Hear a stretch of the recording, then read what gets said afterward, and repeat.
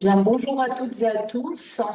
Je- J'espère que vous m'entendez. Si quelqu'un peut utiliser le chat pour confirmer que le son est bon pour tout le monde. Et puis, je vous propose de commencer puisque le son est bon. Merci beaucoup. Merci beaucoup pour vos retours. Bien, je vous remercie de vous être inscrits nombreux à ce stage sur Filmer la guerre qui se déroule cette année dans des conditions un peu particulières en raison du contexte sanitaire, puisque donc l'ensemble va se dérouler cette année en visioconférence.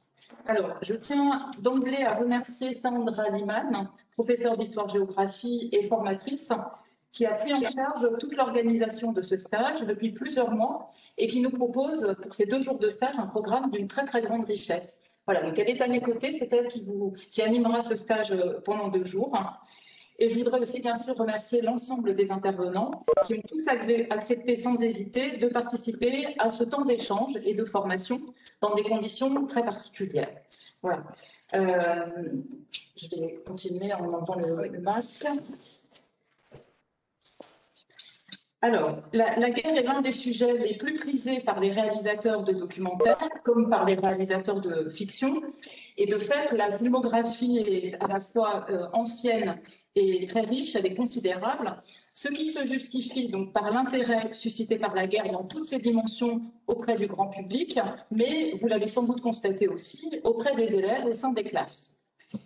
Pourtant, ce sujet est un sujet difficile, on va le voir pendant ces 2 jours, puisque filmer la guerre implique notamment de croiser différentes échelles, avec une échelle stratégique et tactique qui permet d'avoir une vision globale des conflits et des guerres, à l'échelle du haut commandement, qui offre une vision à la fois lointaine et désincarnée de la guerre et des conflits, et de croiser donc cette échelle très petite avec une échelle individuelle au niveau des combattants pour mettre en évidence le rôle des acteurs sur le terrain, leurs ressentis et leur quotidien. Filmer à cette hauteur d'homme permet aussi de rappeler une évidence au public et aussi au sein des classes aux élèves, une évidence qui est le fait que la guerre blesse physiquement, psychologiquement, et elle tue aussi des militaires et des civils. Voilà un axe de réflexion qui est au cœur des programmes. Donc, utilisé dans le cadre d'une séquence pédagogique, films et documentaires donnent à voir la guerre, ses différentes dimensions, et ils permettent une approche plus concrète des notions qui sont abordées au sein des programmes.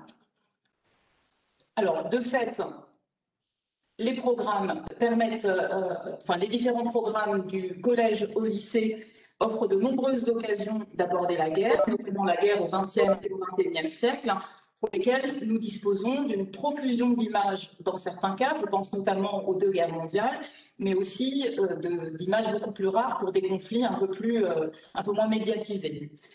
Au collège, donc là vous avez un résumé des entrées sur la guerre donc, dans le programme de 3e. Donc 2 thèmes permettent d'aborder la guerre au XXe siècle à travers un ensemble de notions dont vous avez quelques exemples sur cette diapositive, donc les notions de violence de masse, d'anéantissement, de guerre totale, de guerre froide, de nouvelles conflictualités. Au lycée, ces notions qui sont abordées en classe de 3e peuvent être réactivées, notamment en première, puisque le thème 4 que vous avez ici résumé permet de réactiver donc, ces préacquis en approfondissant donc, les notions qui ont déjà été abordées et toujours en croisant les différentes échelles, l'échelle du haut commandement, une petite échelle, et une échelle beaucoup plus individuelle. L'accent au lycée est porté sur une démarche historique à mettre en œuvre avec les élèves, notamment à travers un ensemble de points de passage et d'ouverture qui sont des moments privilégiés pour travailler des documents sources et notamment les images sur les différents conflits. En classe de terminale aussi, on peut aborder la guerre à travers des images. Donc là, il y a une grande diversité de conflits qui sont proposés et même imposés par les programmes. Donc la guerre d'Espagne, la Seconde Guerre mondiale, la guerre froide. Et là, on a vraiment des opportunités pour aborder l'ensemble de ces conflits à travers des images assez récentes. La spécialité, notamment en terminale AGGSP, permet aussi d'utiliser ces images et d'autant plus que l'approche qui est proposée dans le cadre de la spécialité AGGSP est vraiment une approche qui vise à mettre en activité les élèves, soit en autonomie, soit en groupe, et de leur proposer d'utiliser des sources très diversifiées. Donc là, l'utilisation des images filmées est tout à fait favorable et permet de préciser un peu les notions qui sont abordées très concrètement à travers des images. La guerre peut être aussi abordée à travers l'EMC à 3 niveaux, en troisième, en seconde et en terminale. Et à chaque fois, les deux notions clés qui permettent de mettre en œuvre ces apprentissages dans le cadre de l'EMC, c'est l'engagement et la défense. Et donc là aussi, à travers des situations très concrètes, c'est ce que propose la démarche en EMC, à travers des situations très concrètes, on peut utiliser donc les images de guerre pour travailler ces deux notions d'engagement et de défense. Alors, j'avais normalement une diapositive, mais je vois qu'elle n'apparaît pas. Alors, je vais vous le signaler, puis de toute façon, vous l'aurez en ligne. Je voulais vous proposer une diapositive pour rappeler que vous avez aussi des ressources sur EduScol, des ressources qui ont été proposées par l'inspection générale sur l'enseignement de la défense et les programmes de première et de terminale. Donc, comment articuler le lien entre la défense et ces deux programmes première et de terminale. Et dans ces ressources EduScol, vous avez un certain nombre de liens qui sont proposés avec des images de guerre. Donc là aussi, vous avez des possibilités d'utiliser ces ressources EduScol pour construire des séquences pédagogiques. Les enjeux pédagogiques, justement, ils sont à la fois nombreux et passionnants, et c'est l'un des objets centraux de ce stage que de réfléchir avec vous aux conditions de production et de diffusion des films de guerre, pour vous permettre ensuite donc de construire des transpositions didactiques et pédagogiques en classe. Alors, j'ai relevé quelques-uns des axes de réflexion qui vont être abordés pendant ce stage, pendant ces 2 jours de stage.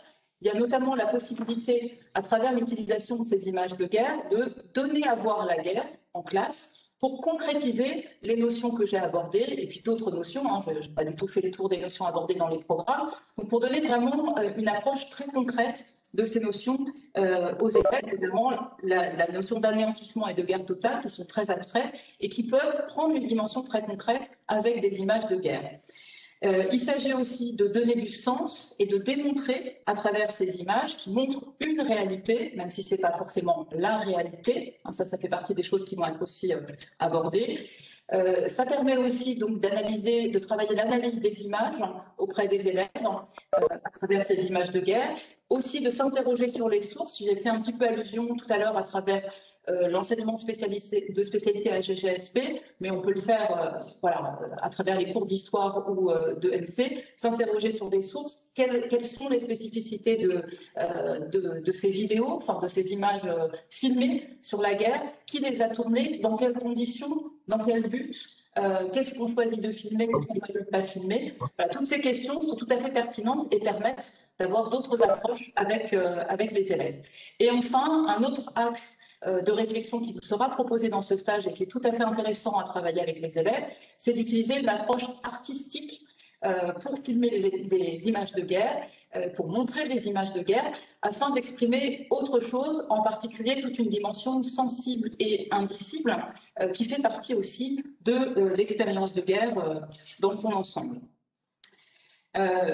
Alors voilà tout le programme dans son ensemble, dont je n'ai pas tout à fait fait le tour. Je vais vous le projeter, le programme.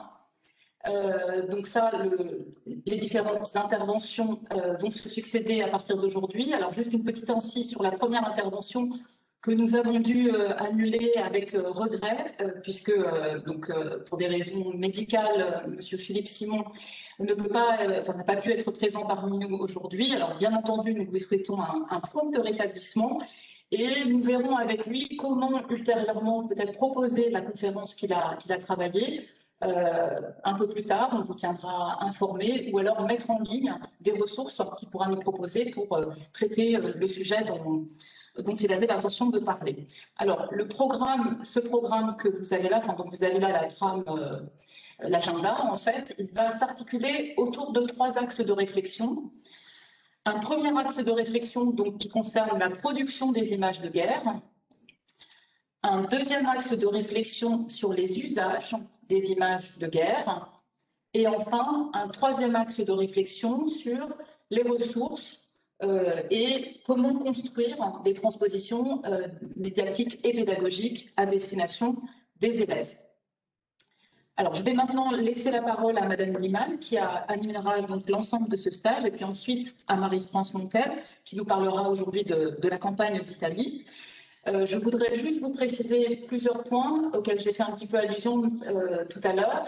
Premier point, c'est que pratiquement l'ensemble des conférences, des interventions vont être enregistrées et seront ensuite mises en ligne sur le site académique. De même, les présentations qui vont vous être proposées par les différents intervenants seront ensuite mises en ligne sur notre site, donc on vous indiquera le lien direct. Et enfin, quelque chose que vous avez visiblement pu découvrir sans que je vous le dise, c'est que vous avez un chat sur la droite qui vous permet de poser des questions au fil de l'eau et nous en relèverons quelques-unes qui permettront d'alimenter la conversation puisque à la fin de chaque intervention, vous avez la possibilité d'un échange avec les différents intervenants. Voilà, je vous souhaite à tous un excellent stage et je laisse la parole à Madame Liman.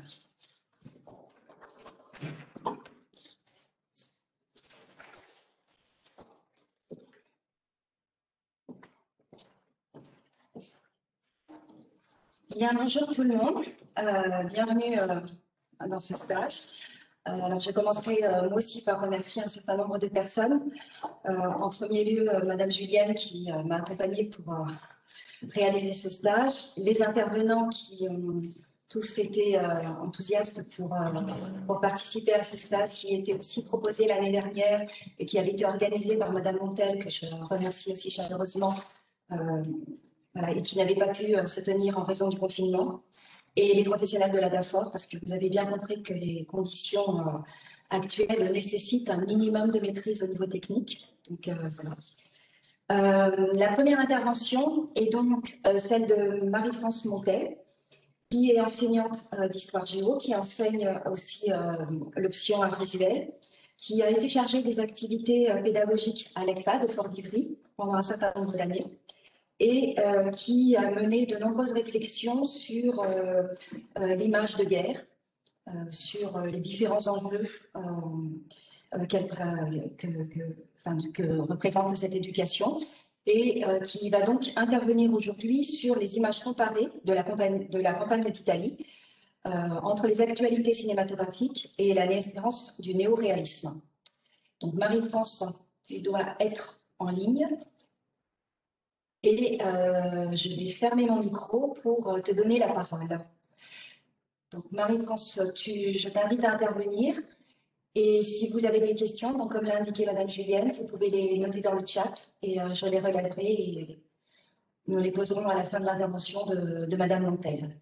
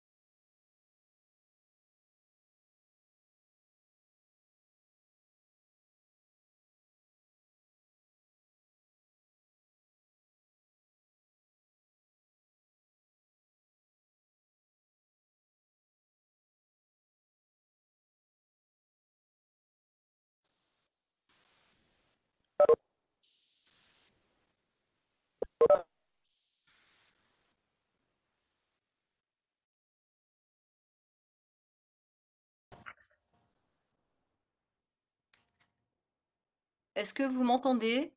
C'est bon, t'entends, Marie-France. Voilà, Oui. merci beaucoup Voilà. parce que je ne sais pas pourquoi là, ça a mis du temps à arriver. Voilà, même merci, c'est moi qui vais commencer par vous remercier aussi, Madame Julienne, bien sûr, et puis toi, Sandra, que j'ai croisé donc à plusieurs reprises, bien sûr, dans des stages et puis après au fort. Merci à toutes les deux d'être aussi, de m'avoir donné la possibilité de reprendre cette thématique de la campagne d'Italie qui n'avait donc pas pu être faite l'année dernière.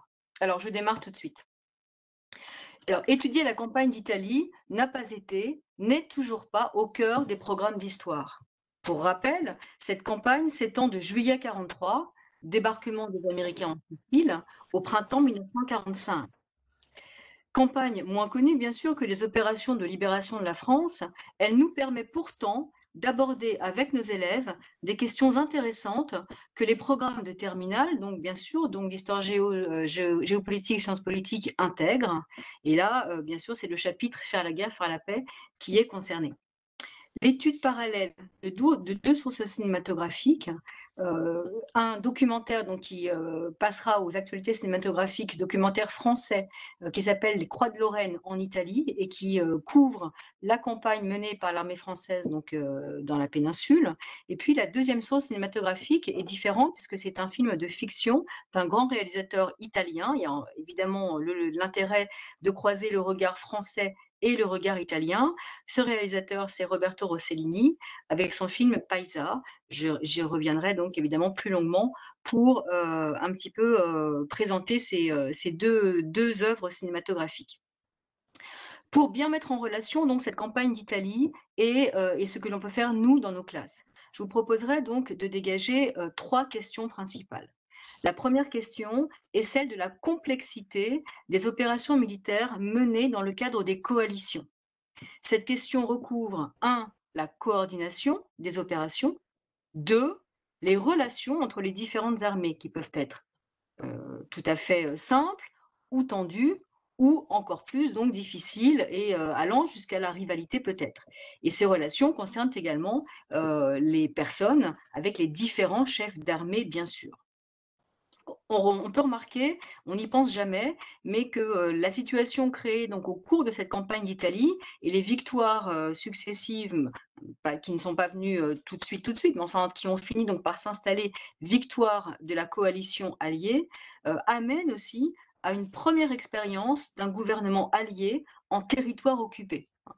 C'est bien donc forcément d'aller regarder Berlin et ce qui se passe à Berlin, mais il y a déjà donc un banc d'essai, une expérience que les Alliés mènent en Italie. Ça, c'est donc la première question, tout ce qui concerne les coalitions et leur fonctionnement. La deuxième question concerne les relations des soldats étrangers avec une population locale, ici la population italienne. Cette population est certes libérée du fascisme et des Allemands, mais pas du tout de la présence militaire. Cette question est particulièrement délicate. Elle s'insère vraiment à la jointure de la guerre et de la paix. Elle se complexifie en plus lorsque la présence des forces occupantes libératrices s'allonge dans le temps. C'est le cas pour la campagne d'Italie, puisque elle est longue cette campagne. J'ai donné le cadrage chronologique général, juillet 43, printemps 45. C'est une question d'actualité à cette époque en Italie. C'est une question d'actualité aujourd'hui pour l'armée française sur les terrains des OPEX. C'est donc une grille d'analyse particulièrement utile à proposer à nos élèves. Alors c'est sûr, il est certain que cette campagne d'Italie, puisqu'elle n'est pas au cœur de nos programmes d'histoire-géographie, d'histoire, il faut trouver le moyen de la faire parler et de la faire donc de coordonner tout ce qu'elle a à nous apprendre avec aussi donc d'autres thématiques et d'autres chapitres. Et puis la troisième question est la question donc de la reconstruction d'un pays après une guerre longue, meurtrière, fratricide. Alors, si l'Italie est notre étude de cas ici, c'est en fait, on touche à ce que l'ONU appelle le peace building. Et c'est là aussi, donc, dans l'enseignement de spécialité histoire géopolitique Sciences Po, quelque chose qu'on aborde et on peut déjà donc poser des choses, des idées, et ensuite faire la bascule vers les difficultés plus actuelles que toujours nos soldats rencontrent dans cette construction donc de la paix. Cette construction de la paix, elle est effectivement toujours difficile dans un pays qui a été ravagé donc par la guerre. Et il faut dire que l'Italie, donc en 1943-44, conjugue énormément de difficultés. Sa situation est particulièrement difficile et je vais en rappeler donc quelques traits généraux. Le débarquement de Sicile et les autres débarquements plus secondaires qui vont s'échelonner tout au long donc, de l'été 43 et de l'automne 43 permettent en effet de précipiter la chute du régime mussolinien. Les Allemands deviennent alors les occupants de la péninsule. Le pays se divise, se déchire alors totalement en deux. D'abord, il se déchire d'un point de vue territorial. C'est-à-dire que les Allemands tiennent solidement le nord de la péninsule et les Alliés progressent peu à peu du sud vers le nord dans une reconquête donc verticale. Ils sont à Rome en juin 44. La chronologie de juillet 43, débarquement donc en Sicile, à l'arrivée à Rome en juin 44, nous montre bien que cette guerre n'est pas facile, qu'elle piétine. Elle est même longtemps immobile pendant une partie de l'hiver et du printemps, donc 43-44. Alors pourquoi donc c'est si compliqué? Parce que cette campagne allie les contraintes du relief, nous sommes dans les Abruzzes, et les Allemands en plus tiennent au sommet donc de ces Abruzzes des positions tactiques très avantageuses. Et au-delà de ces contraintes de relief, on trouve aussi donc les contraintes saisonnières. Cet hiver 43-44 a été particulièrement rigoureux, très froid, contrainte de l'hiver, puis du printemps un peu plus humide, qui a redonné à nos armées alliées des conditions qui ont fait penser d'ailleurs aux conditions de la Première Guerre mondiale, avec de la boue et donc de la circulation difficile pour les soldats et pour les véhicules. Donc ça, c'est le premier aspect de division, c'est une fracture territoriale. Et puis, deuxièmement, bien sûr, la fracture, elle est interne, à l'intérieur donc des cerveaux, à l'intérieur donc des pensées des Italiens. Le pays se déchire entre des choix politiques fondamentalement opposés. Une partie de la population italienne reste fidèle à l'Axe, sans savoir, bien sûr, sans que l'on puisse, et on ne va pas entrer dedans, donc développer les raisons, évidemment, de cette apparente fidélité. Et donc, ces Italiens, une partie continue à soutenir les Allemands. Et puis, une partie de la population combat, bien sûr, la présence allemande. Et là, il faut noter le rôle, évidemment, donc des partisans, qui ont une place très compliquée parce qu'eux, ils n'ont pas beaucoup de moyens. Ils sont vraiment dans un contexte, là, on bascule. Il y a une guerre civile, bien sûr, à l'intérieur de notre campagne d'Italie, guerre civile interne à l'Italie, et avec donc les moyens typiques souvent des guerres civiles, c'est-à-dire des moyens très, très frustes. Donc, si ces trois questions, que ce soit, je les reprends parce que pour que vous me suiviez bien, que ce soit donc la question des opérations à mener dans le cadre des coalitions, la question donc des relations des soldats avec la population locale et la question donc de la reconstruction d'un pays, si ces questions peuvent être facilement abordées avec nos élèves, c'est que nous avons donc des documents audiovisuels vraiment intéressants, de qualité. S'ils sont tous les deux de qualité, ils sont tout de même évidemment très très différents et je vais commencer donc à vous les présenter. Le premier, qui s'appelle donc Croix de Lorraine en Italie et que vous pouvez trouver donc sur le site de l'INA, est un film produit par l'OFIC. Alors l'OFIC, je vous rappelle, OFIC, c'est l'Office français d'information cinématographique qui a été créé en 1943 à Alger et qui est chargé de produire les images photographiques et cinématographiques des forces françaises libres. C'est là donc que s'élabore une contre-propagande face à celle que mène Vichy. Donc c'est bien un film de propagande dont nous allons voir quelques extraits, qui utilise les images réalisées par les caméramens des militaires français engagés dans les forces françaises libres. La campagne d'Italie est un moment très important pour l'armée française. Donc, elle va s'attacher à en réaliser donc des images fortes. Pourquoi? Parce que c'est là, par des victoires militaires assez brillantes d'ailleurs, qu'elle retrouve enfin grâce aux yeux donc des Alliés et notamment des Américains. C'est pour elle le moment de la revanche après juin 40 et même une certaine renaissance. Alors c'est un moment donc douloureux pour les soldats français, notamment pour ses chefs, parce que la France, si elle a été intégrée donc dans la coalition alliée, elle n'a pas pu avoir le statut donc réellement d'armée. On l'appelle donc le corps expéditionnaire français, donc un acronyme qui montre qu'on ne lui donne pas évidemment toute la place qu'elle voudrait avoir. Et c'est grâce justement donc à sa très bonne contribution qu'ensuite, durant donc l'été 44, avec la campagne, enfin, le débarquement en Provence, le 15 août 44, eh bien cette armée, quand je parlais de renaissance, elle pourra récupérer donc enfin le mot d'armée. Donc c'est la raison pour laquelle ce moment très douloureux, ce moment narcissiquement douloureux, en tout cas une image de l'armée française difficile à accepter, c'est la raison pour laquelle donc, ce film a été particulièrement soigné par les forces françaises libres. Aux manettes, on retrouve des personnages que nous connaissons par ailleurs, et celui que l'on connaît le plus, c'est le récitant du film, celui qui va raconter la campagne. On ne le voit pas, mais on entend bien sûr sa voix, on voit off. C'est l'acteur Jean-Pierre Aumont, qui est déjà connu donc des Français, qui a déjà une petite carrière assez notable.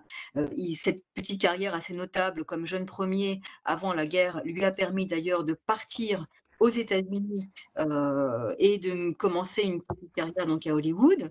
Mais le contexte de la guerre fait qu'il revient donc en Europe. Il s'engage dans les forces françaises libres et il mène cette campagne, donc en tout cas il participe à cette campagne de façon très active. C'est lui qui a rédigé le texte que vous allez entendre pour certains extraits. Ce texte que vous avez donc dans le film, c'est en fait un texte qui reprend totalement, enfin totalement, en tout cas en grande partie, les phrases, les textes, les mots qu'il a couchés dans son journal, non pas intime, enfin en tout cas son journal donc de campagne. Et ce journal de campagne, il est accessible, hein, il a été publié. Alors il n'a pas été publié donc de façon indépendante. Il a été publié donc à l'intérieur d'un livre un petit peu autobiographique donc de Jean-Pierre Aumont, là où il se raconte. Et on voit bien quand on compare les deux que ce texte est vraiment, donc, et c'est ça qui est intéressant, c'est aussi sans doute, même si c'est très écrit, c'est un petit peu précieux parfois, mais en tout cas, donc, ça a été réellement rédigé au cours de la campagne. C'est donc un film dont le but est de célébrer le rôle de l'armée française dans cette campagne et de penser, P-A-N-S-E-R bien sûr, de penser donc les blessures de l'armée française depuis juin 40. Alors du coup, c'est un regard français sur l'armée française essentiellement, et non pas tellement sur l'Italie. C'est aussi donc un produit un petit peu typique de ce que les opérateurs donc militaires français ont l'habitude de faire. J'en dirai donc 2-3 mots quand nous regarderons donc les images. En revanche, le deuxième document, lui, est vraiment très différent, puisqu'il nous présente la vision d'un grand réalisateur italien, Roberto Rossellini, sur son propre pays, son pays dans la guerre. Alors c'est un regard nécessaire pour Rossellini, c'est aussi un regard très utile pour la population italienne, puisque la guerre y a créé un quotidien et une situation franchement illisible. C'est d'une complexité rare et dans cette complexité, il y a énormément de souffrance, énormément donc de misère. N'oublions pas qu'on a aussi donc un pays qui subit le régime fasciste depuis donc bien longtemps, depuis 1922, et puis on a aussi ce pays qui a subi des bombardements terribles menés donc par l'armée américaine avant donc avant ces débarquements.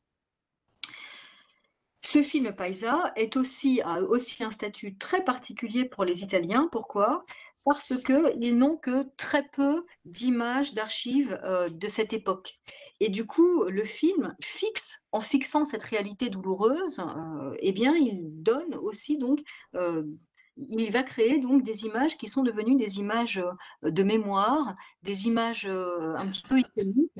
Et c'est enfin, tellement vrai que lorsqu'on regarde un livre qui est sorti maintenant il y a quelques années et qui est un petit peu l'équivalent en tout petit donc de nos lieux de mémoire français, donc d'un livre sur les lieux de mémoire italiens, il y a un chapitre sur l'arrivée donc des Américains, l'arrivée donc des soldats alliés du débarquement, et on sent bien à quel point on se réfère très souvent donc aux images de Paisa pour penser ce moment très fort. Alors, c'est tellement important ce film que je ne peux pas ne pas passer un petit peu plus de temps pour vous le présenter, parce que ça n'est pas seulement donc un film sur la guerre, c'est aussi un film qui a une place particulière dans l'histoire du cinéma italien et du cinéma mondial. Le film est sorti à la fin de l'année 46 sur les écrans italiens. Il est le deuxième film d'une trilogie de la guerre tournée par Rossellini de 45 à 48. Alors, le premier élément donc, de cette trilogie de la guerre, c'est le film qui s'appelle Rome, ville ouverte. Ce film-là est daté de 45 et il joue tout de suite un rôle majeur pour son réalisateur. Effectivement, en se réappropriant l'espace de la capitale, on est donc dans Rome, ville ouverte, capitale italienne, en y montrant aussi l'existence d'une résistance italienne, Rossellini pose les conditions d'une réconciliation possible avec Rome, lui permettant ensuite de s'atteler avec Paisa à d'autres histoires de guerre vécues dans différents lieux de la péninsule. Et puis donc, troisième élément de sa trilogie, une fois qu'il a travaillé son pays, il ira sonder en 1948 le chaos berlinois dans le troisième film de la trilogie qui est peut-être le plus célèbre, Allemagne, année zéro.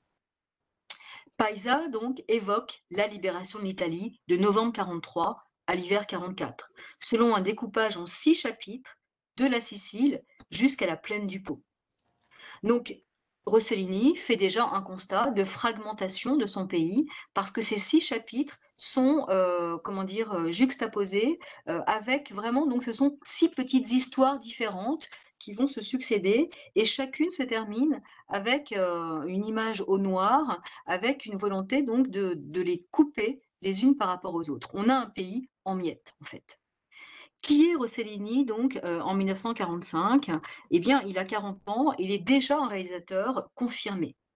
Il a servi de 41 à 43 la propagande mussolinienne et il n'a fui la République de Salo, il ne s'est détaché réellement de ses liens avec Mussolini qu'assez tard, puisque ça ne date que de novembre 1943. Il est recherché à partir de cette date par les Allemands et il se cache donc pendant une grande partie de la campagne à Rome. Il est parti donc, il se cachait dans la capitale. La campagne d'Italie est donc pour lui un temps personnel particulièrement complexe. Il craint donc d'être arrêté, il craint pour sa propre personne. Paisa, comme l'ensemble de la trilogie, acquiert assez vite une place majeure donc dans l'histoire du cinéma italien, comme je vous le disais, et du cinéma mondial. On ne peut pas ne pas dire ce que l'un des, des critiques de cinéma français les plus importants de l'époque, André Bazin, appelle encore non pas le néoréalisme, mais l'école italienne de la libération. Mais très vite, Paisa sera donc un des films, comme les autres éléments de la trilogie, qui formeront donc un petit peu les débuts de ce nouveau courant cinématographique, le néoréalisme. Et ce n'est qu'en 1949 donc que le terme apparaîtra. Bien. Mais les caractéristiques néoréalistes, donc si le mot n'est pas encore là en 1946, au moment où le film sort, ces caractéristiques sont évidemment donc tout à fait visibles dans Paisa. Les deux plus importantes concernent la forme du film et son rapport au ton. Alors pour la forme du film, on est devant des moyens techniques très simples. Un tournage dans la rue, un recours à la lumière naturelle, à des acteurs souvent non professionnels. Ces moyens, qui sont caractéristiques du documentaire, sont bien sûr dictés par les restrictions de l'après-guerre, mais sont aussi voulus par le réalisateur en réaction aux moyens beaucoup plus sophistiqués utilisés pendant la guerre par le cinéma de Cinecittà. Cette simplicité des moyens de tournage se veut aussi accès à un réel non instrumentalisé. la caméra agissant comme un témoin, scrutant le moment présent pour en faire advenir la vérité. Alors il y a bien là une nouveauté de langage qui déconcerte d'ailleurs à l'époque une partie du public, parce que ce cinéma valorise ce qui était naguère considéré comme des faiblesses de scénario. Alors, quelles sont ces faiblesses de scénario qui sont, avec Rossellini, au contraire, mises en avant et même dressées comme l'étendard d'un nouveau cinéma, puisqu'il faut bien sûr reconstruire le regard sur le monde après cette guerre terrible. Première faiblesse transformée donc en force, d'après Rossellini, c'est la place de l'attente, la place du vide. Et cette attente, elle n'est plus, enfin, ça n'est plus une attente qui est tirée vers le suspense, c'est au contraire une attente qui est tirée vers le flottement, vers une certaine mollesse de l'image. Deuxième faiblesse, là aussi donc transformée par Rossellini, c'est le choix de la discontinuité. On veut écarter les explications, les logiques, les liens de causalité. Le réel n'est pas toujours très logique. Et c'est ce que ce néoréalisme va vouloir donc montrer évidemment. Et puis, troisième élément que Rossellini va vraiment pousser très très loin, c'est la notion de l'immanence. Cette immanence, c'est pour dire qu'il n'y a pas de ressort caché. En fait, les gens sont comme ils sont. Et il nous suffit juste de les voir pour comprendre qui ils sont ou pour comprendre ce qu'ils deviennent sous nos yeux. Donc on est devant un cinéma qui est relativement lent, qui ne privilégie pas l'action, qui étire un petit peu le temps. Alors, justement, ce temps qui est nouveau, qui est beaucoup plus lent, le philosophe donc Gilles Deleuze va attribuer au néoréalisme et en partie donc à Paisa et à tous les autres films donc, de Rossellini de la trilogie de la guerre, le rôle d'exprimer une transition du cinéma qui nous fait passer donc de l'image action à l'image temps. Paisa participe donc vraiment de cette transition. L'image-temps est nécessaire pour reconstruire le regard de l'homme en dehors des artifices de l'action et du suspense.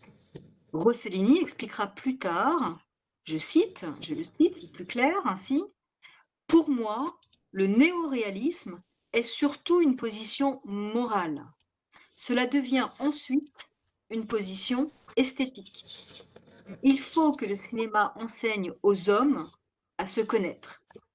Et puisque la guerre bouleverse les sociétés, bouleverse les hommes, le cinéma donc et le film de Paisa qui va permettre donc de voir comment les hommes ont vécu cette expérience et comment ils peuvent sortir de cette guerre.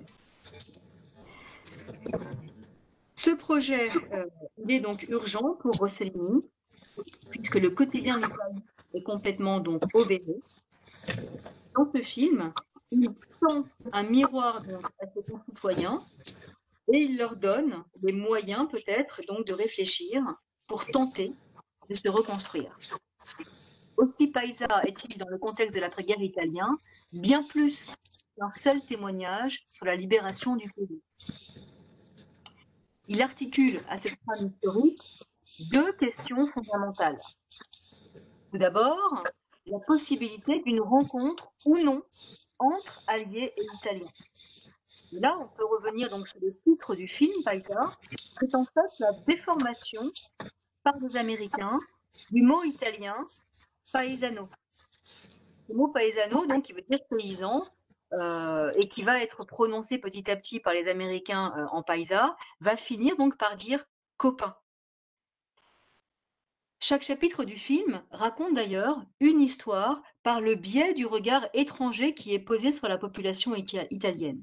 Il y a une très très forte ambiguïté des rapports entre les Alliés et les Italiens. Alors j'aurais pas le temps d'ailleurs de développer tout ce qui concerne les relations donc des soldats avec les femmes italiennes, mais c'est présent donc dans Paisa. C'est un sujet bien sûr important qui transcende malheureusement juste la campagne italienne, qui se retrouve donc sur tous les théâtres d'opération. Et c'est aussi donc une question très très importante pour les Italiens parce que justement il y a eu donc des problèmes entre et des viols, c'est plus clair de le dire comme ça, entre donc les soldats, certains soldats donc du corps révolutionnaire français et des femmes italiennes. Et c'est vrai que c'est suggéré par Rossellini, mais bon, comme on ne peut pas tout regarder, vous pourrez vous reporter donc au film pour retrouver ces éléments-là. Donc voilà, possibilité ou pas d'une rencontre entre Alliés et Italiens. Les difficultés de communication sont donc entre les uns et les autres réelles. Elles sont bien sûr montrées à travers l'obstacle des langues et on verra comment on peut argumenter sur la possibilité ou non pour des soldats de rencontrer vraiment la population qui a été libérée et comment ces éléments humains de la guerre sont abordés par Rossellini. C'est un film finalement très complexe, puisqu'il propose le regard italien, celui de Rossellini, posé sur les soldats alliés qui regardent eux-mêmes les Italiens. Et puis donc la question, l'autre question, donc j'insiste beaucoup là-dessus parce que ça me semble quelque chose qu'on ne traite vraiment pas souvent donc avec les élèves, et le film permet vraiment bien de le faire. C'est la question donc de la cohésion du pays et de son aptitude à renaître. Le film donc est en fait un voyage de redressement moral pour l'Italie. Alors avant de basculer vers les images, il est grand temps, je voudrais donc pour terminer cette longue introduction aussi vous donner des éléments concernant la genèse de Paisa. Elle est elle aussi assez complexe. Pourquoi? Parce que le film est à l'origine produit en fait non pas par des Italiens mais par des soldats américains qui sont stationnés à Rome et qui veulent montrer aux Américains la vie des troupes alliées en Italie. Bien sûr que là, et on le verra donc dans un des extraits, il ne faut pas oublier le lien historique entre les Américains et dont certains sont d'origine italienne, parlent italien, ont de l'Italie bien sûr un imaginaire très très fort, et ce lien historique, il est incroyable. Pour les Italiens aussi, les Américains, ils représentent ce pays de cocagne, ce pays donc de l'émigration où on a trouvé pour ceux qui sont partis donc parfois une meilleure vie. Ce scénario est en fait un scénario écrit à plusieurs mains. Alors, à la base, on retrouve donc forcément des Américains. Alors, ces Américains s'adjoignent également l'intervention, l'écriture d'un homme important qui est Klaus Mann. Klaus Mann, c'est le fils du grand écrivain Thomas Mann. C'est donc un Allemand qui est lui-même donc déjà écrivain, qui a, comme son père bien sûr, donc fui l'Allemagne nazie et qui, aux États-Unis, a fini par revenir donc en Europe pour s'engager dans la guerre. Il s'est engagé donc dans l'armée américaine. Il est à Rome et il fait partie donc de ceux qui rédigent un petit journal, Stars and Stripes, pour également donc les soldats américains. Donc voilà, ce scénario est le résultat d'une discussion très importante entre tous ces gens. Et puis, on va bien sûr, ce sont ces Américains qui vont se tourner vers des Italiens pour les associer donc au projet. On retrouve donc Rossellini, évidemment, c'est à lui donc que finalement la réalisation va échoir, ce qui n'était pas forcément gagné à 100%. Et puis on retrouve aussi donc Federico Fellini qui participe aussi donc au scénario et qui même, on le sait, donc parfois a sans doute tourné parmi ses premières images dans ce film-là.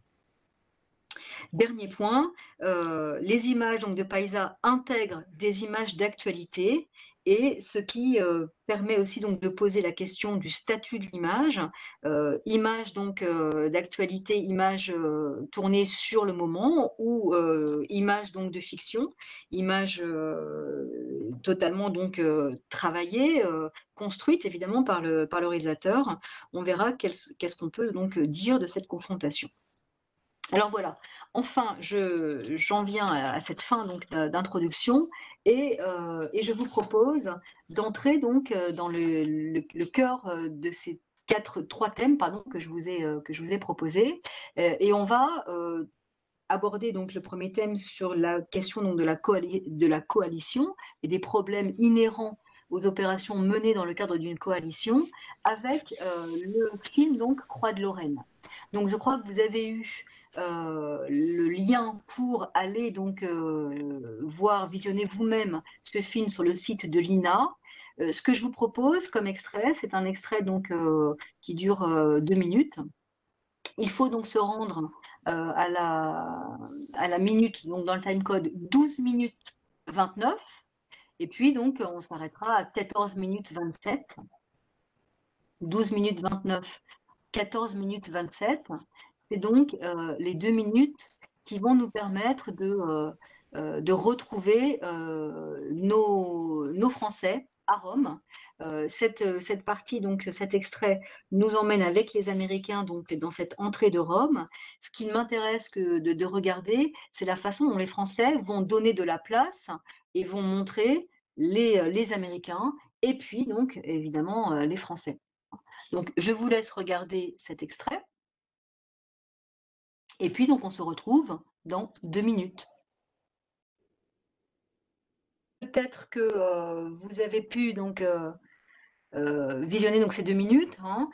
C'est pas un extrait que je vais commenter longuement, mais c'est quand même bon, l'extrait qui permet de voir combien donc combien cette campagne Italie et les victoires que les soldats français donc ont réussi donc à arracher sont valorisées.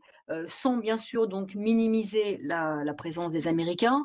On ne peut pas ne pas bien sûr les montrer, on ne peut pas souligner leur rôle très important aussi évidemment, mais on voit bien que les mots ne sont pas tout à fait les mêmes pour parler donc du général Clark et du général Juin, et on voit bien donc que il Liberatore, ce n'est pas donc l'américain, c'est le français, et que cette armée française, elle se fait la part belle, à juste titre, sans doute d'ailleurs quand on regarde la situation sur le terrain. À faire remarquer bien sûr aux élèves ces images donc qui proviennent du milieu militaire et qui sont donc quand même tout à fait typiques, spécifiques. On est aussi donc dans un milieu qui a une culture très importante, une culture donc de valorisation donc des visages, une culture de valorisation des uniformes. On a donc un intérêt bien sûr à insister sur l'importance quand même donc de l'image du soldat au sein de l'armée, et ça c'est quelque chose qu'on peut aussi peut-être travailler en EMC lorsque l'on veut travailler sur les questions donc, de défense. Toutes les images qui proviennent donc du ministère pardon, donc, de l'armée peuvent être évidemment utiles et intéressantes. Donc voilà, c'était quand même pour vous montrer ce contexte de victoire hein, des Alliés et la façon donc, dont les Français ont voulu montrer la part belle faite à leur armée. Je vous propose donc de passer au deuxième thème, qui est un tout petit peu plus, qui sera beaucoup plus approfondi et qui semble un petit peu plus profond. Effectivement, c'est la question de la relation des soldats étrangers avec la population locale. Alors là, je vais plutôt donc me centrer sur le film Paisa. Il y a un tout petit extrait dans le film donc, des Croix de Lorraine que je vais pas vous montrer parce que ça va nous faire perdre du temps. Je préfère qu'on garde peut-être plus de temps sur Paisa. Et en plus, vous pourrez le regarder tout seul. C'est assez court. C'est au début plutôt donc du film. C'est à partir donc de la 5e minute 21 jusqu'à la 5e minute 59 précisément, mais donc allez, autour de la 5e minute. Pourquoi? Parce que on va dire que l'armée française, en tout cas dans ce petit film des Croix de Lorraine, on a l'impression qu'elle ne rencontre pas du tout la population italienne. Dans ce petit extrait que vous regarderez, on a l'impression d'avoir une carte postale touristique de Naples, puisque ici, donc, on est à Naples, et on a l'impression que les soldats français sont voilà, en train de se balader. Ils considèrent donc la baie de Naples. Aucun cliché donc n'est épargné, le chocolat, les jolies femmes, etc. Donc il n'y a pas du tout de vision de la réalité, donc de l'horreur, hein, de la vie en Italie à ce moment-là. Naples est quand même, certains le disent, un cloaque incroyable. C'est un pays, enfin une ville, pardon, qui a été donc énormément bombardée, qui est en ruine, où la misère est absolument terrible, où justement donc le problème donc de la prostitution se pose parce que les femmes ne savent plus quoi faire pour réussir à se procurer donc de la nourriture pour se nourrir et nourrir leur famille. Donc, c'est vrai que là, c'est un petit peu étonnant de voir à quel point l'armée française veut prendre de la distance et ne veut pas du tout transmettre cet aspect donc terrible de la guerre pour la population italienne. Donc en tout cas, je ne dis pas évidemment que les soldats de l'armée française n'ont pas du tout rencontré la population italienne, mais en tout cas ce film ne veut pas aller dans ce sens-là. C'est un film, je l'ai dit, de propagande qui est fait donc à la gloire de nos soldats. En revanche, on va s'intéresser à Paisa, et bien sûr que Rossellini, il a lui un point de vue différent et il a un intérêt beaucoup plus fort à penser cette rencontre ou pas des armées et des soldats alliés avec la population italienne. Donc là, on va basculer sur un deuxième extrait. Deuxième extrait, sur le deuxième opus, sur le film, hein, sur Paisa, pardon, et on va voir tout simplement le début du film. On va regarder, c'est un extrait que je vous demande de regarder un petit peu plus long, 4 minutes à peu près, donc de la 2 minutes 25 quand vous êtes sur le site de YouTube, hein, là où je suis allée donc chercher le film. C'est pourquoi j'ai choisi ça, parce que c'est du point de vue de l'image, là que l'image est la moins mauvaise, parce qu'on est sur le film de Criterion, hein, donc d'une édition anglaise de qualité, et donc c'est vraiment au tout début du film. Pourquoi c'est intéressant? D'abord parce que on va voir que Rossellini utilise donc ces mêmes images filmées donc par les caméramans donc militaires, et après donc la façon dont il les relie à son film à lui, à son film de fiction. Et puis aussi parce que justement, comme c'est le début du film, c'est l'arrivée des Américains, on va voir comment la rencontre avec la population italienne va se faire, la population sicilienne. Alors, avant que vous regardiez donc cet extrait, je vais vous proposer donc de partager un petit peu un petit PowerPoint que j'ai préparé, juste pour que vous le retrouviez ensuite donc dans l'extrait. Voilà, première image, premier photogramme que j'ai extrait donc du film, c'est donc cette rencontre avec, bien sûr, on le voit, une méfiance et du coup une séparation à l'image entre la population italienne et les soldats américains.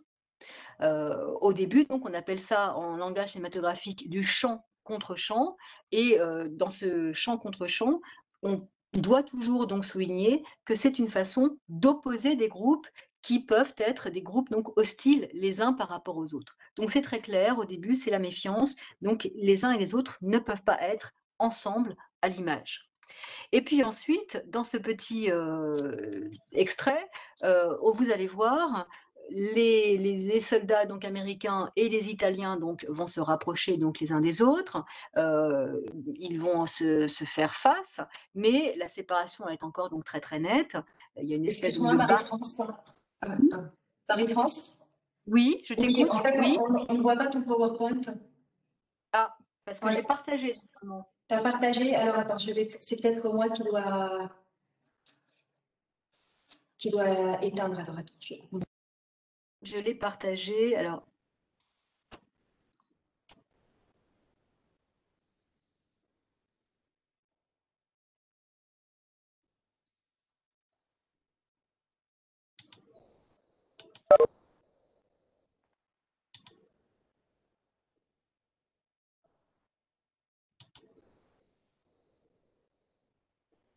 Est-ce que le partage se fait là.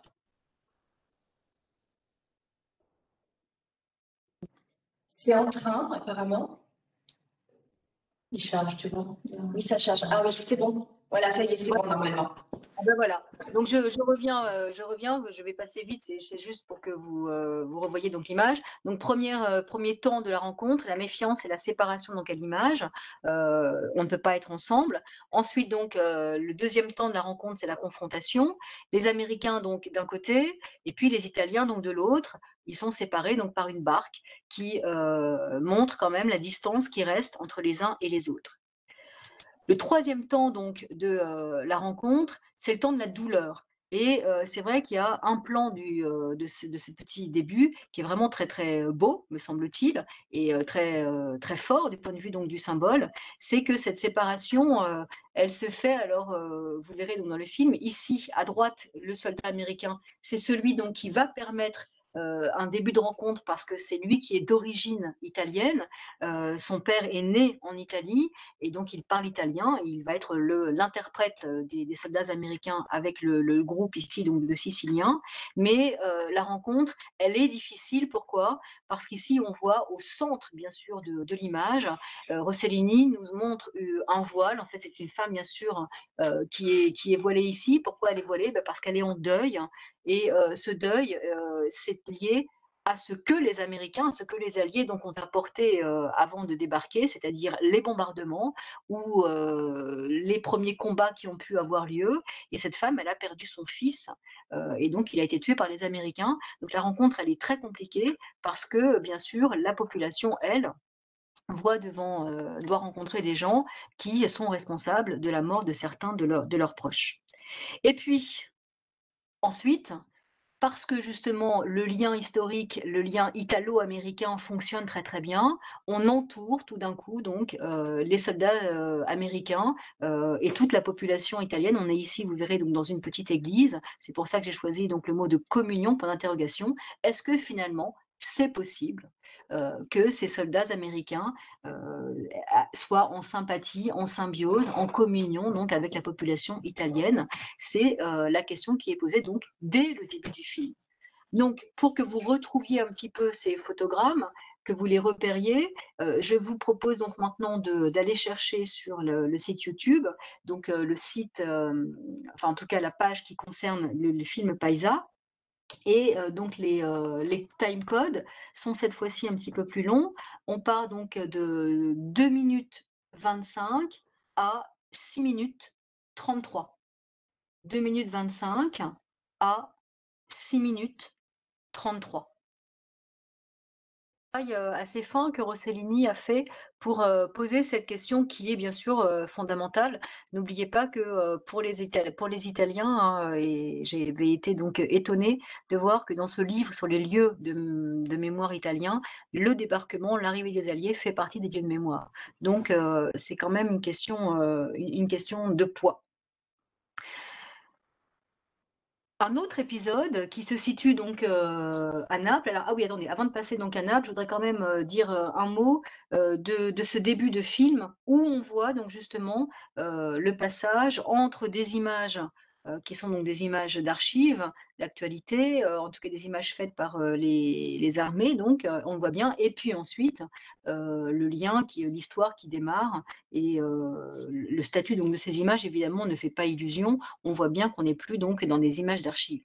On peut se poser la question des raisons pour lesquelles Rossellini a voulu structurer un petit peu donc son film de la sorte, puisque ça se retrouve cette façon de commencer chaque histoire à chaque fois.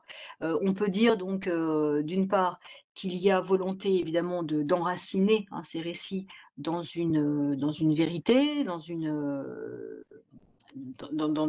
des images dont la fiabilité donc n'est pas contestable.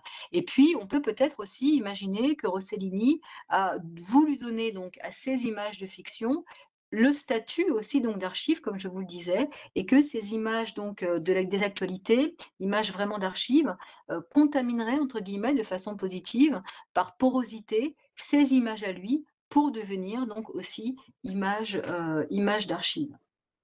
Donc, je ne sais pas ce que vous pensez de la question donc de la rencontre entre ces soldats italiens et les Italiens.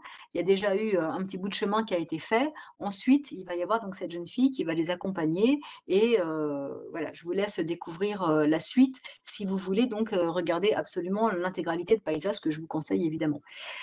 Dans cette question de la rencontre entre les soldats alliés et les Italiens, il y a un autre épisode fondamental qui est l'épisode qui se déroule à Naples. Alors, on va peut-être pas regarder l'extrait parce que sinon on n'aura pas le temps de terminer, mais en tout cas, on va pouvoir, avec d'autres photogrammes que j'ai préparés, on va pouvoir en parler un tout petit peu. Alors, attendez, parce que j'ai l'impression que sur mon écran, voilà, mais je vous raconte donc ce qu'il en est. À Naples, on est dans un épisode qui se centre sur deux personnages. Un soldat américain, voilà, le soldat américain donc il s'appelle Joe. C'est un soldat noir américain et ça n'est pas évidemment le hasard, c'est particulièrement voulu par Rossellini.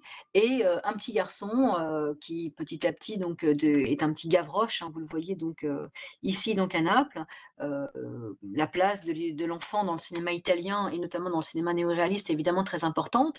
En tout cas, ce que Rossellini donc veut montrer, c'est qu'on a ici justement la rencontre de deux personnes qui sont un petit peu donc des personnes très vulnérables, mais qu'ils vont se retrouver ici sur un tas de ruines. Vous voyez qu'on est à Naples, on est dans la même ville que les Français donc nous montraient avec des images extrêmement touristiques. Et ici, c'est la réalité, au contraire, hein, qui est bien montrée. Naples est vraiment donc tout à fait en ruine. Et au sommet de ces ruines, eh bien, ces deux personnages se rencontrent, discutent, partagent donc un petit peu de quoi boire, un petit peu de quoi manger. Et puis, le soldat Joe, qui va boire plus que le petit garçon, heureusement, donc, va petit à petit donc tomber dans un sommeil pendant lequel le petit garçon va lui voler ses chaussures. Parce que si vous regardez bien, là on ne voit pas sur le photogramme que j'ai choisi, mais ce petit garçon, donc il est pieds nus et il essaye de survivre dans cette ville totalement chaotique.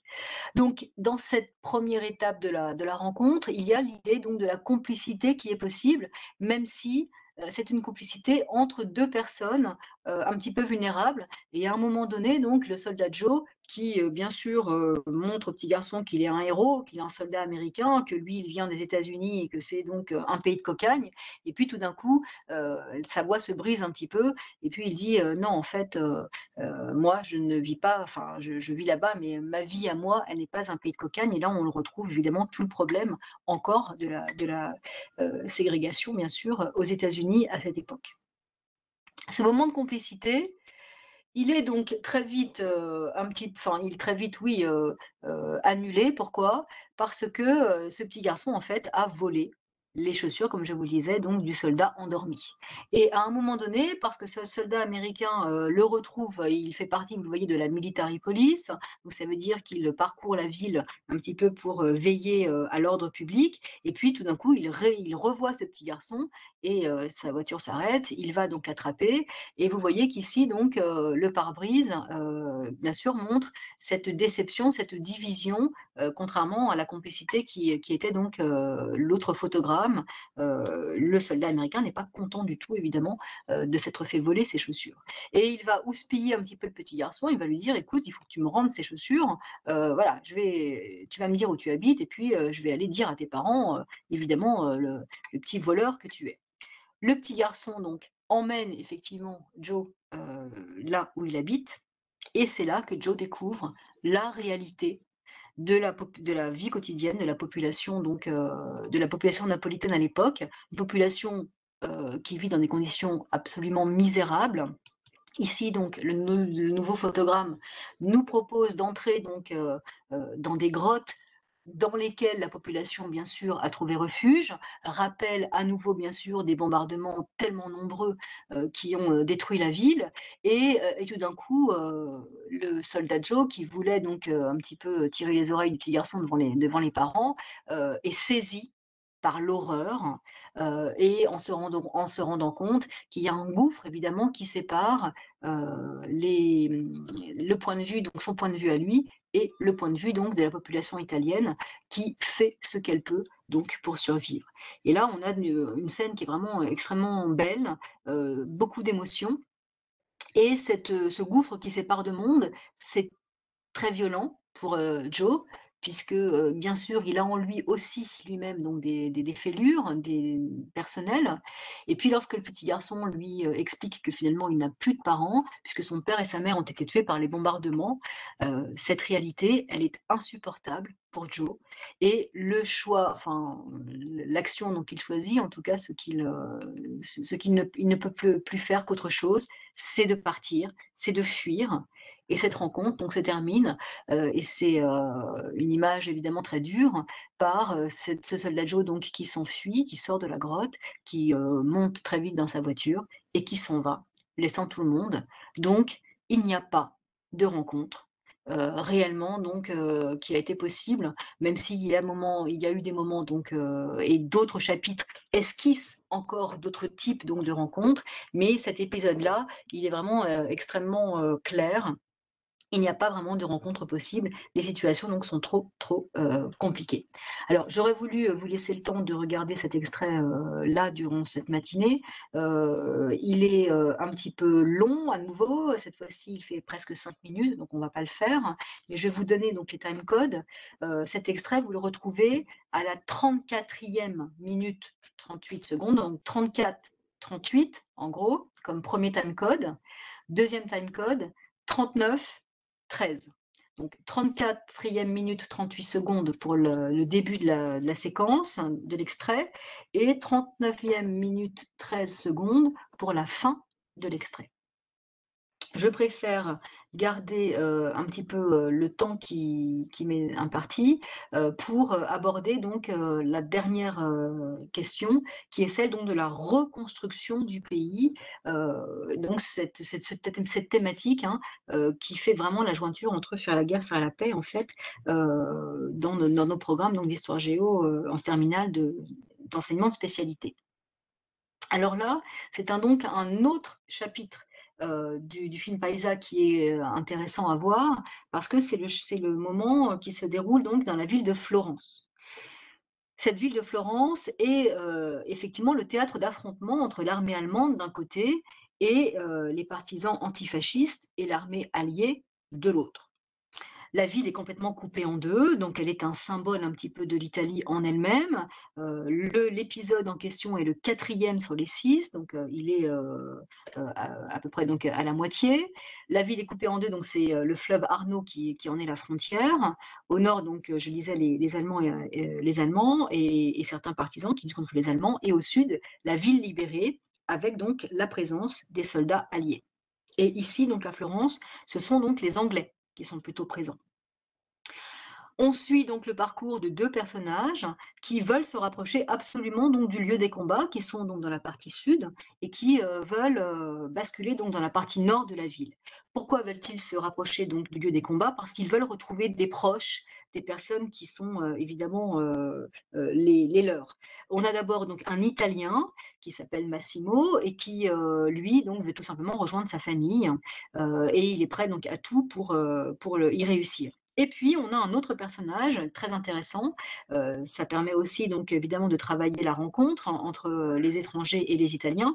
C'est une infirmière anglaise, elle s'appelle Harriet, et elle tente de retrouver un homme depuis qu'elle a appris que le chef des partisans à Florence, qui s'appelle Guido, est en fait un homme qu'elle a connu donc dans le passé et qui a été, bien sûr, un amour important pour elle.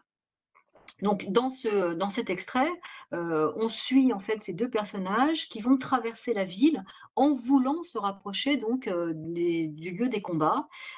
Et là aussi, donc avant que vous le regardiez, je préfère peut-être vous le décrypter encore un tout petit peu pour que ça vous apparaisse donc de façon plus nette. Finalement, Rossellini, donc, lorsque je vous disais qu'il proposait donc un voyage moral à l'intérieur de son pays, il tend aussi, bien sûr, donc des pistes de réflexion pour que les Italiens réussissent à reconstruire leur pays. Et la première piste, c'est celle qui est donc le passé de l'Italie. Évidemment, toute sa richesse culturelle. Et c'est pour ça que l'épisode donc se déroule à Florence.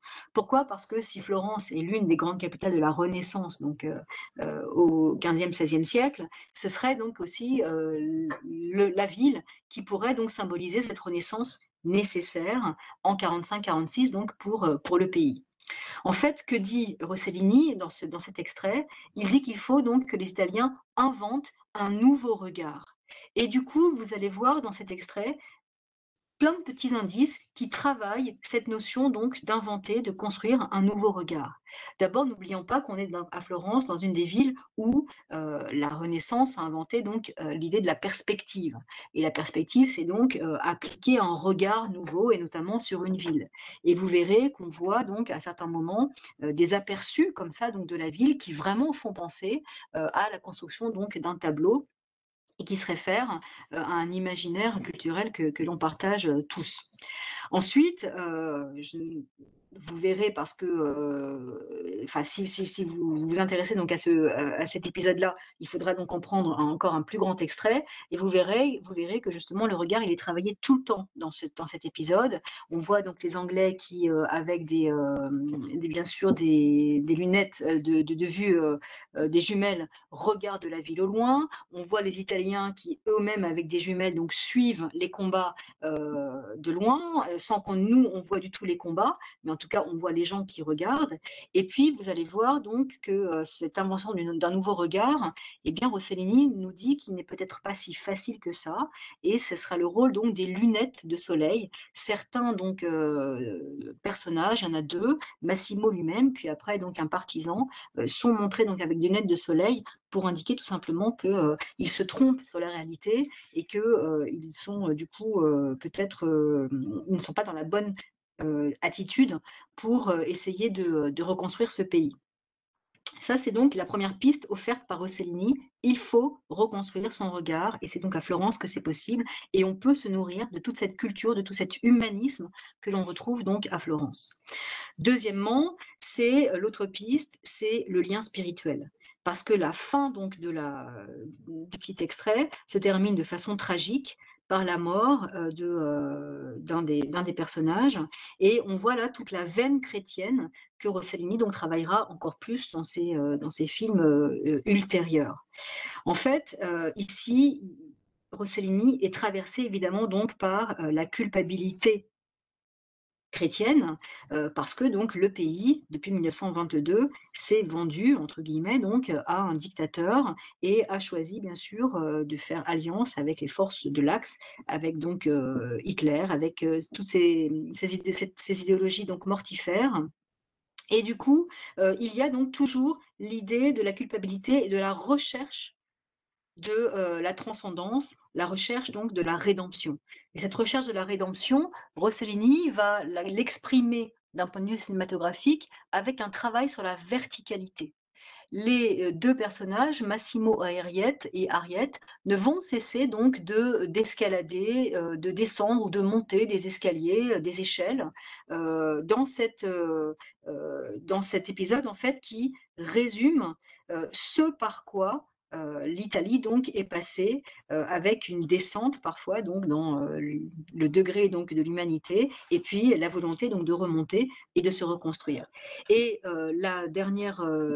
cet extrait donc se terminant par la mort donc d'un des personnages, on voit donc une très belle image donc qui ressemble à une image de Pietà et le visage d'Harriet qui à ce moment-là donc en recueillant un partisan qui est en train de mourir apprend avec ses derniers mots que son Guido à elle a été lui-même assassiné et qu'il est mort.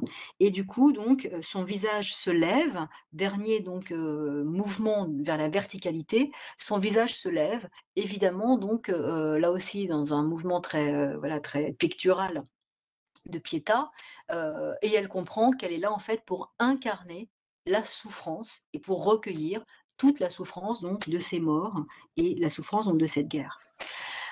Donc c'est un épisode qui est très fort. Les codes, les time codes donc sont un petit peu longs puisqu'il faut aller à 1h15, 11 secondes du film et pour voir tout ça, rester donc 6 minutes devant ce film qui vous permet donc de reprendre aussi tout ce que je vous ai proposé, à savoir le traitement donc de l'attente, de l'image qui flotte un petit peu, de l'action qui s'étire, parce que on l'a dit, donc Rossellini pense que c'est comme ça donc que le cinéma peut être utile aux hommes. Donc il faut aller jusqu'à 1 heure 21 minutes 6 secondes. Donc c'est 1 heure 15 minutes 11 secondes jusqu'à 1 heure 21 minutes 6 secondes. Voilà, je vous laisse terminer la séance ainsi.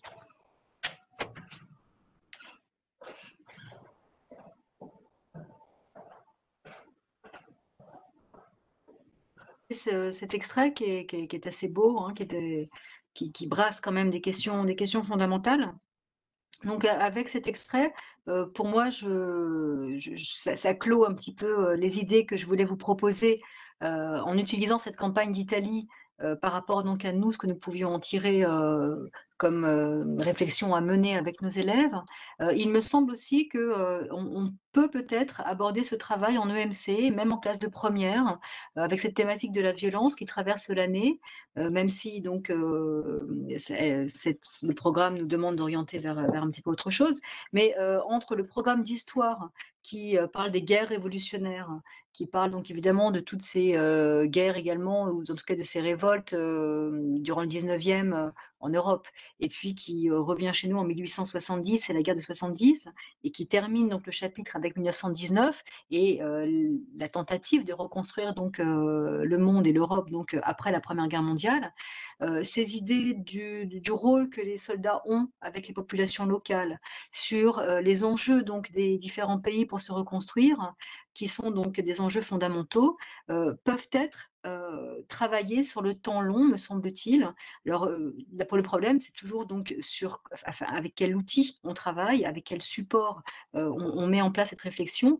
Et je crois que c'est Paisa et bien sûr un film qui permet de vraiment partir, même si donc, du point de vue de la chronologie, on est en dehors donc du programme de première, mais ça permet ensuite donc de relier guerre révolutionnaire qui débute le programme, et puis donc 1870, enjeu pour la France, présence donc des soldats étrangers en France, et puis 1919, à nouveau, les soldats français qui vont traverser le Rhin et qui vont rencontrer donc la population allemande. Là, enfin bref, toutes ces questions qui terminent donc notre programme. Je suis tout à fait disponible pour rester quelques instants si vous avez donc des questions à me poser. Je vous remercie. J'espère que ça n'a pas été trop compliqué de suivre les choses ainsi.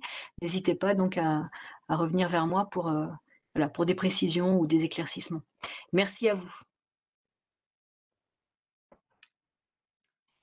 Merci Marie-France pour cette intervention très intéressante et qui met en appétit pour des travaux effectivement avec les élèves. Si vous avez des questions, n'hésitez pas à utiliser le chat. En fait, il y avait aussi une remarque sur l'utilisation de ces films que tu nous as présentés pour la spécialité HGGSP, tu sais, autour du thème de la mémoire. Oui, bien sûr. Bien sûr. On peut aussi, alors voilà, en l'orientant un petit peu différemment, mais avec toutes ces représentations des guerres et ces images participent de la construction de notre mémoire. Et c'est vrai que ces guerres-là, on les connaît aussi beaucoup, justement par le cinéma, évidemment, par tout ça. Donc non, tout à fait, hein, ça travaille beaucoup nos imaginaires, nos représentations, les liens que nous avons donc avec ces événements, bien sûr, on peut les utiliser. Alors, je me disais aussi pour ma part en fait, il serait aussi possible de l'utiliser pour étudier le thème du patrimoine. Sur la notion de regard, par exemple, ce serait une ouverture possible après avoir étudié le jalon sur la patrimonialisation du Nord-Pas-de-Calais, qui est aussi le résultat d'un changement de regard, et sur aussi le jalon qui tourne autour de Versailles sur réaménager la mémoire et les usages politiques et sociaux de Versailles. Et je trouvais que l'usage de Florence par le réalisateur, bien sûr, ce serait aussi l'objet d'un travail intéressant pour les élèves. Ah oui, oui, tout à fait, hein, et puis même Patrimoine et guerre, puisque bon, Bien Florence sûr. aussi, hein, évidemment, est détruite en partie, ou en tout cas, il y a alors Naples, c'est vraiment, la ville, là-dessus qu'il faut montrer, bien sûr, totalement détruite, hein. Oui, tu as raison. Merci, merci Sandra. Bah, merci beaucoup, Marie-France. Bah non, bah écoute, voilà, je te laisse la main et puis, bonne suite de stage, bien sûr, à tout le monde. D'accord, merci beaucoup. Merci. Bien, eh bien, du coup, cette matinée s'achève avec Marie-France et a commencé avec Marie-France et nous poursuivrons cet après-midi. Nous nous retrouverons pour 13h30, donc avec Natacha Nizik et un peu plus tard avec Evelyne Gale. Je vous invite à vous reconnecter 10 minutes avant par précaution, mais bon, a priori, cette matinée est encourageante, donc tout devrait bien fonctionner. Eh bien, écoutez, je vous remercie tous pour cette matinée et je vous souhaite un bon appétit et on se retrouve tout à l'heure. Merci.